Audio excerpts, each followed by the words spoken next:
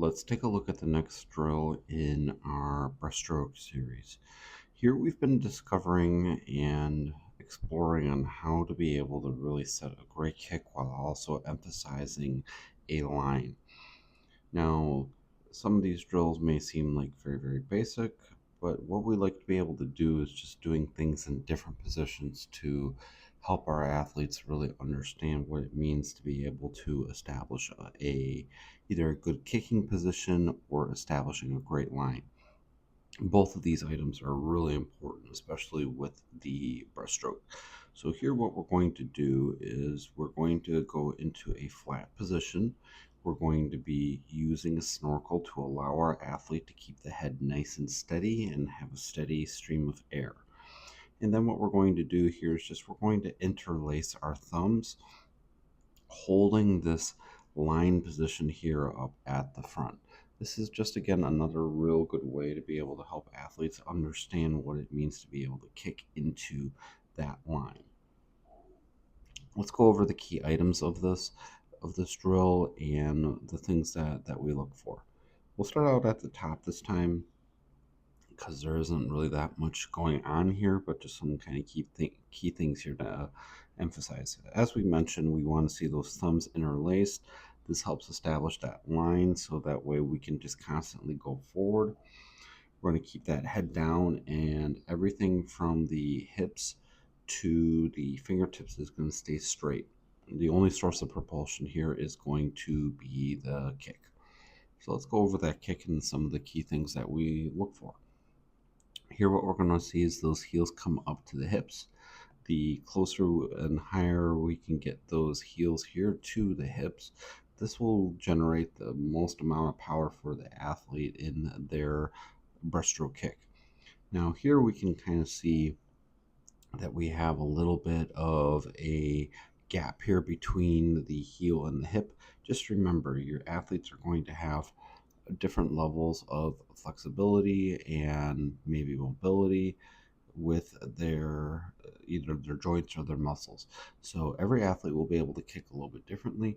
However, just continue to make sure that you're giving those athletes the ability for feedback and the ability to be able to work on the little things. So if you have an athlete, for example, coming up maybe up to here, they might be able to come and squeeze those heels closer to the hips, kind of squeezing a little bit more here in the knee.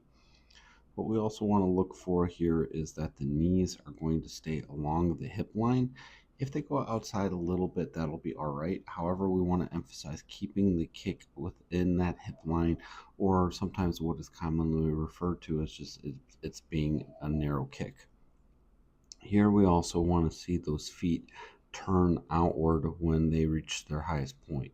What we'll be able to do here is grab the water on the inside of the foot and also here on the inside of the calf, so that way we can then kick.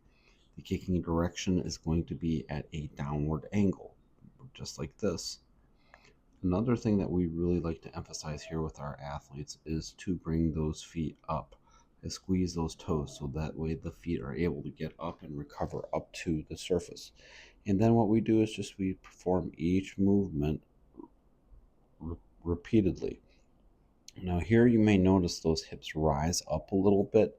That's something that we do on purpose and something that we like to see in our athletes. So that way that'll be something that can be translated then when we do the whole stroke. And then we just keep going again and keep repeating. Nice job here by our athlete. And we really can kind of notice a little bit of a bit of a bounce. What we want to watch is just that the hands don't ride too far up and down. We really want to kind of keep those just steady at the surface level here. And then as we go here underwater, so here's just another viewpoint of what we've been talking about. So here's that hip line, and we can kind of see we're just a little bit either on or outside. So this will be within an acceptable area. We just want to watch again that we're not too far out. Otherwise, what will happen is the kick and the pull then when we add arms are going to be disconnected, and we want to really make sure that just everything's going to be connected. So here, feet turn out, we're able to grab water here, also on the inside of the calf. Just remember again, kick at that downward angle. We'll back that up a little bit. There we go, and we just want to again kind of kick at that downward angle. Here, our athlete's doing better than what we've been seeing in some of our kicks. So just here, remember, we want to point those toes so that those feet get up.